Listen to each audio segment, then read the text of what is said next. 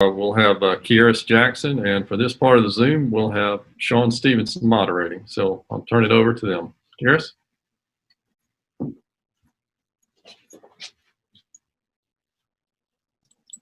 morning. All ready to get us started. We'll go to Anthony Dasher and Mark Weiser. Hey, Kearis, good to see you today.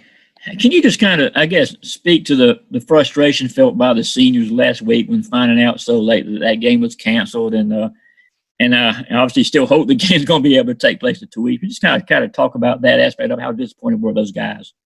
Yeah, it was a huge disappointment not knowing that we wasn't able to play this past weekend, especially knowing that we had prepared all week for Vanderbilt, just knowing that it was going to be our last regular season game in Stanford, and just knowing that it was taken away from us. But like I said, we get another opportunity to go to Missouri this week and be able to showcase what the seniors want, and which is a win.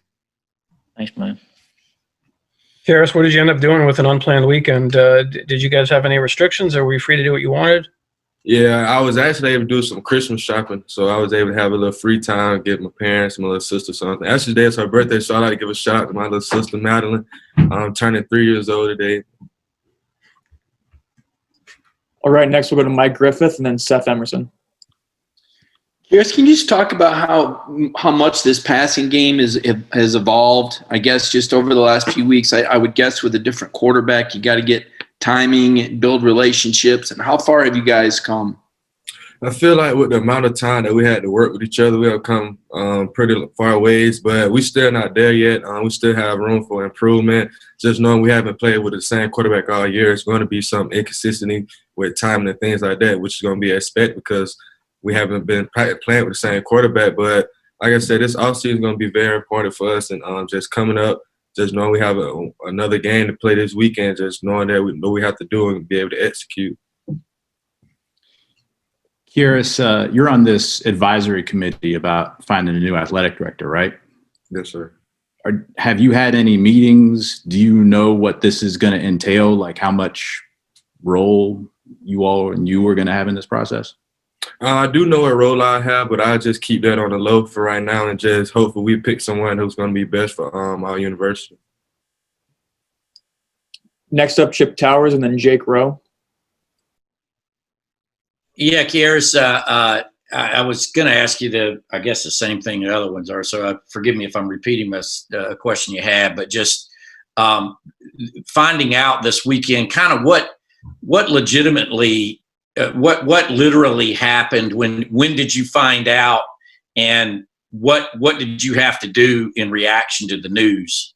I was literally it was around about 11:30, 12, and we was getting ready to everyone, the whole team was getting ready to report to the facility for meetings and whatever, and it was just like it was a text sent out saying it was postponed. It was just like literally the day of, like, how come? So we done went through all the COVID tests and things like that, but things happened, and that was the outcome. The game had to be postponed, so we had to take it and live with it. Thank you. Kearis, first of the year, you guys have these goals, and they're probably pretty lofty goals: SEC East, SEC Championship, National Championship. When those goals are gone and you're playing for pride, how important are these final two games of the season in terms of this year? Not necessarily for next year and what comes in the future, but just for the here and now, how important are those games to you, and how key are they to kind of what you've worked for? Each game is key. Knowing that we didn't reach our goals this season, it's still football left out there to be played, and we having another opportunity this weekend to go play a great football team and just given another opportunity, like something that we love playing, which is football. And like, you can't take away the game from us. So it's like, we have fun doing what we're doing, even though we didn't reach our goals, we still having fun, just making sure like we execute and just playing our best. Next, we'll go to Augusta Stone and then Jed May. Hey, Kearis, how are you doing? I want to know, how are you helping your teammates transition to the mindset with now another Missouri preparation week, and then you'll have to do it again next week with a Vanderbilt game that has been rescheduled too, just with the rescheduling and everything? How do y'all, keep up and go back to a mindset you were already in? How do you revisit that? It's not too hard. We was able to put in a few practices before we known that the Missouri game was canceled the first time. So we have some film to watch, things that we can get better at, just knowing that what our game plan is going to be, like have things changed. But for the most part, we pretty much know what the game plan is going to be, and we're just going to have to go out there and execute. Hey, Kearis, I wanted to ask you about this season as a whole. Just how much has the frustration taken a toll on you guys, whether it's games being postponed following COVID restrictions and all that stuff all the time? How much has it taken a toll on you guys, and how have you kind of just tried to stick together as a team through all this?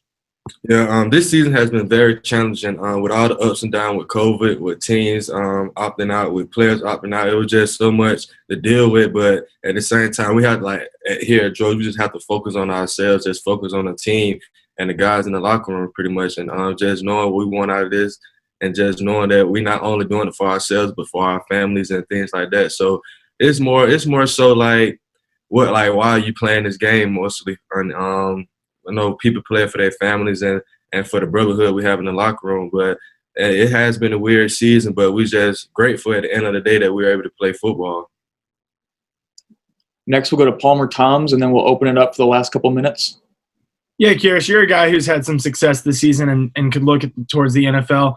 Coach Smart tells us that with underclassmen that there's ongoing conversations throughout the year about, preparing for the NFL draft and feedback that you might get from scouts and GMs.